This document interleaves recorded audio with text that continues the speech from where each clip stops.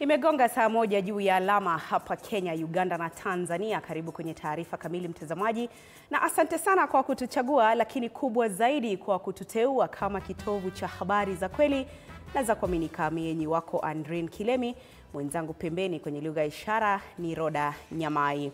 Karibu.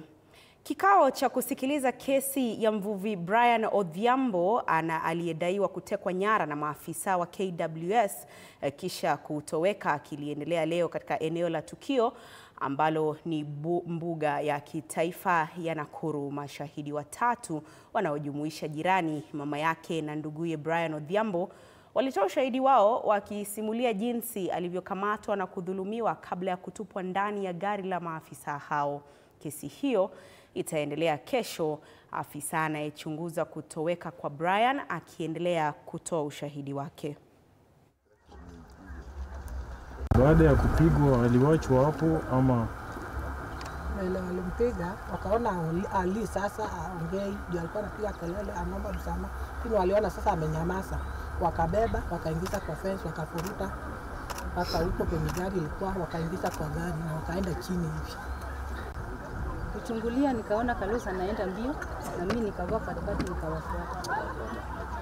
Wakati niliwafuata nikiwa pale, wakati huo hapa ilikuwa na msituni, ilikuwa Januari kumekauka.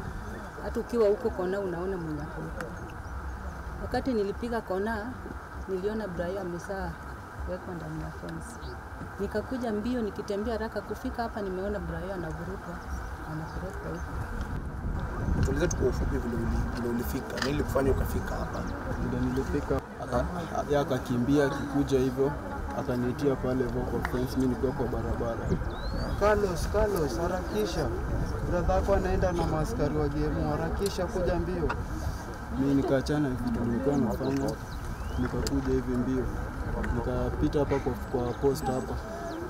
Mimi nilikuja late nikapata maskari wa shamrukisha ndani wako hapa kwa waya. Maskari wa hiyo. Ulichukua dakika ngapi kutoka pale ulikuwa mpaka hapa? Sikuchukua dakika nyingi.